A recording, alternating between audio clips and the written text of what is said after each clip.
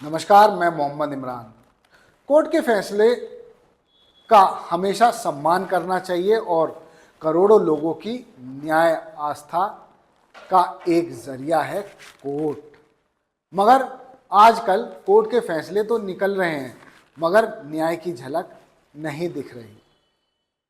140 करोड़ लोगों की आस्था विश्वास कोर्ट में बसता है, मगर कोलकाता हाई कोर्ट से इस्तीफा देकर जस्टिस अभिजीत गंगोपाध्याय का राजनीति में आना इशारा कर रहा है कि न्याय का भी राजनीतिकरण हो रहा है, जिससे किसी राजनीतिक पार्टी को वोटों का माइलेज मिले, ऐसे फैसले भी दिए जा रहे हैं।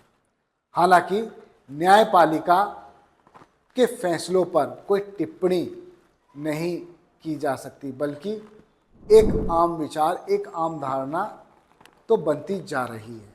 20 साल पुराने मदरसा कानून को इलाहाबाद हाई कोर्ट की लखनऊ बेंच ने असंवैधानिक करार दे दिया है। इससे यूपी के करीब 560 मदरसों पर ताला लगना लगभग तय माना जा रहा है। माय लॉर्ड, आपका फैसला बिल्कुल सही हो सकता है, लेकिन कई लाख छात्रों के भविष्य के साथ खिलवाड़ और हजारों शिक्षकों के बेरोजगार होने का रास्ता साफ हो रहा है। ये न्याय नहीं हो सकता।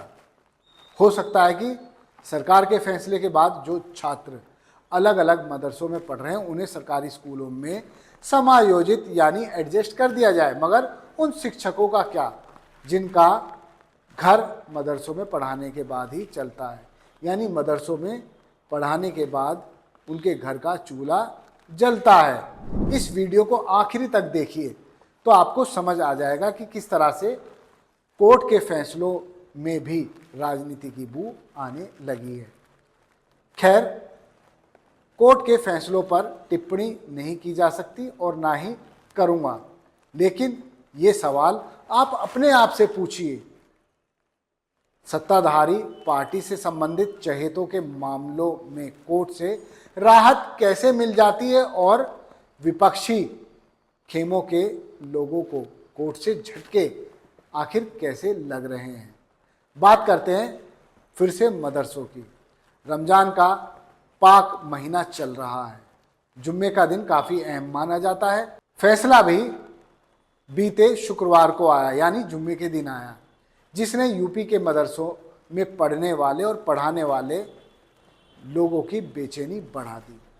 इलाहाबाद हाईकोर्ट की लखनऊ बेंच ने उत्तर प्रदेश मदरसा शिक्षा बोर्ड अधिनियम 2004 को असंवैधानिक करार दिया।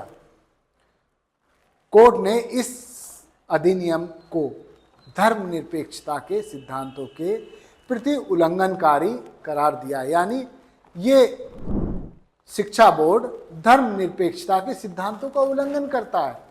वहीं इस फैसले के खिलाफ मदरसा बोर्ड अब सुप्रीम कोर्ट जाने की तैयारी कर रहा है। यूपी मदरसा बोर्ड योगी सरकार से हाई कोर्ट के फैसले के खिलाफ सुप्रीम कोर्ट में याचिका दायर करने की सिफारिश करेगा। बोर्ड के चेयरमैन डॉक्टर इफ्तिकार अहमद जावेद ने कहा कि उन्हें हाई कोर्ट के फैसले पर आश्चर्य हुआ है।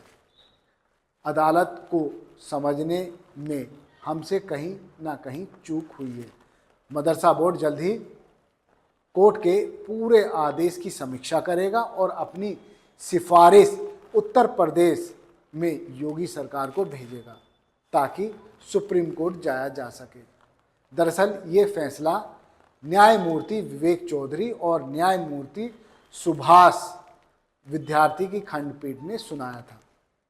साथ ही खंडपीठ ने यूपी सरकार को निर्देश दिया था कि एक योजना बनाकर विभिन्न मदरसों में पढ़ रहे छात्र और छात्राओं को औपचारिक शिक्षा प्रणाली में शामिल किया जाए।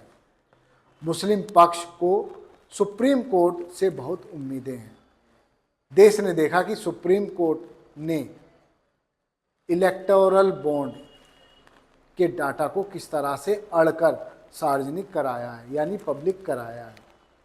इससे पता चल रहा है कि भाजपा को बॉन्ड के रूप में कितना मोटा चंदा मिला है और इसे एक सबसे बड़े घोटाले की संज्ञा दी जा रही है।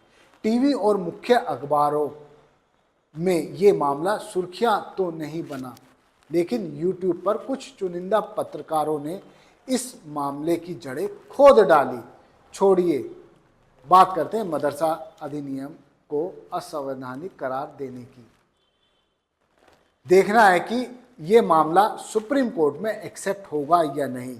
यदि होता है तो क्या लाखों छात्रों और हजारों शिक्षकों को राहत मिल पाएगी।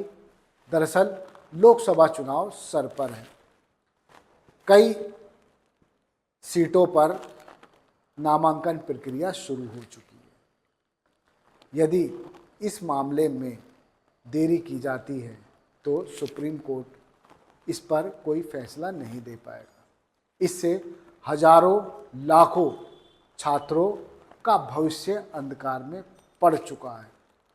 जरा आप सोचिए, क्या इस तरह के मामलों को राजनीति से जोड़ना चाहिए, या फिर 20 साल अधिनियम बने हो गए, इससे पहले कोर्ट को आखिर ऐसे मामले क्यों नहीं दिखाई दिए।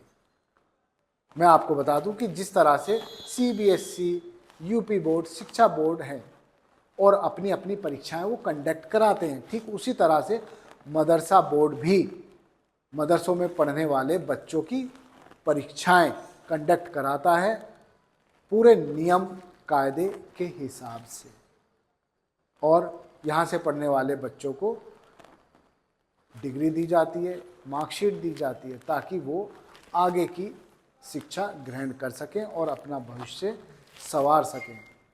लेकिन छोड़िए, अब देखना यही है कि सुप्रीम कोर्ट में ये मामला एक्सेप्ट होगा और ये मामला कब तक सुप्रीम कोर्ट के दरवाजे पर पहुंचता है।